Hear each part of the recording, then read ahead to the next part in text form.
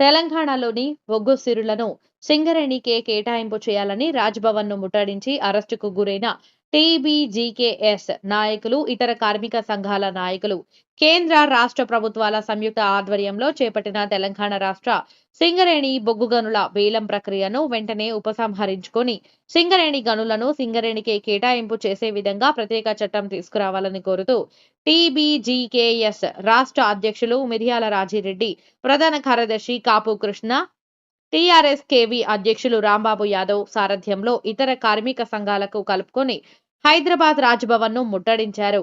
తెలంగాణ సింగరేణి బొగ్గు బ్లాకులను సింగరేణికే కేటాయింపు చేయాలని నినాదాలు చేస్తూ పెద్ద ఎత్తున రాజ్భవన్ వైపు వెళ్లక పోలీసులు అడ్డుకొని అరెస్ట్ చేసి ఎస్ఆర్ నగర్ పోలీస్ స్టేషన్ కు తరలించారు. తెలంగాణలోని బొగ్గు గనులను సింగరేణి సంస్థకే కేటాయింపు చేసే వరకు పోరాటం ఆపేది లేదని అన్ని రకాల పార్టీలను, సంఘాలను, కోల్ బెల్ట్ ఏరియా ప్రజానీకాన్ని కలుపుకొని పెద్ద ఎత్తున రానున్న రోజుల్లో పోరాటాలు చేయడానికి ఐక్యంగా ముందుకు సాగుతామని వారంతా కేంద్ర, రాష్ట్ర ప్రభుత్వాలను హెచ్చరించారు.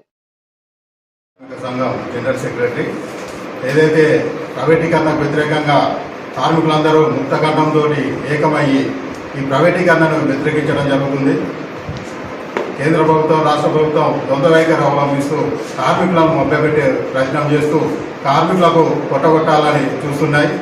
గతంలో ఏదైతే ప్రైవేటీకరణ 2 బ్లాకుల్ని కేటాయించడం జరిగిందో ఆ బొగ్గు బ్లాకుల్ని కూడా మన వంతుగా అడ్డుకోవడం జరిగింది. ప్రైవేటీకరణ ఇచ్చినా కానీ వాళ్ళని రానియకుండా నిలుపుదల చేయడం జరిగింది రాష్ట్ర ప్రభుత్వాలతోటి. కానీ ఇప్పుడు వచ్చిన కాంగ్రెస్ ప్రభుత్వము ఏదైతే ఉందో కొత్త బ్లాకుల్ని కేటాయించాలన్న ఉద్దేశంతో వారికి పొద్దున ఒక మాట చెప్తూ, సాయంత్రం ఒక మాట చెప్తూ, పొద్దునేమో ప్రైవేటీకరణ వ్యతిరేకిస్తున్నామని చెప్పి సాయంత్రం పూట ఇనాగరేషన్ కార్యక్రమాలలో పాల్గొని బొకేలు అందించి కేంద్ర, రాష్ట్ర ప్రభుత్వాలు 2 కలిసి కూడా ప్రైవేటీకరించాలన్న ఉద్దేశంతో చేస్తున్నాయి. గత 130 సంవత్సరాల నుండి ఎవరు బొగ్గు బ్లాకులలో పనిచేయడానికి రాకపోతే మా తాతలు, తండ్రులు కానుండి ఆ బొగ్గు బ్లాకులలో పనిచేసి ఇప్పటి వరకు మేము 4 తరాల నుండి ఆ బొగ్గు బ్లాకులలో పనిచేస్తున్నాం. మా భక్తి మా నోటిగానే ముద్దరి కొట్టాలన్న ఉద్దేశంతో కేంద్ర, రాష్ట్ర ప్రభుత్వాలు అవలంబిస్తున్న ఈ వైఖరిని పూర్తిగా ఖండిస్తున్నాం.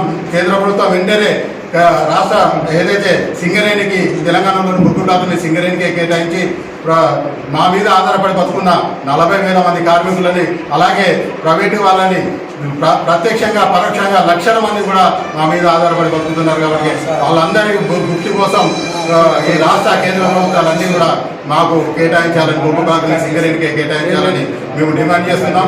రాజ్భవన్ ముట్టడికి రావడంతో మా అందరినీ కూడా అరెస్టు చేసి ఈ ఏదైతే ఎస్ఆర్ నగర్ పోలీస్ స్టేషన్ ఉందో ఆ పోలీస్ స్టేషన్లో పెట్టడం జరిగింది. మేము కూడా ఈ పోరాటం ఇంతటితోటి ఆపం. ఇంకా ముందు అన్ని సంఘాలను కలుపుకొని కూడా ముందుకు పోవడానికి సిద్ధంగా ఉన్నామని తెలియజేస్తూ కార్మికుల ఐక్యత.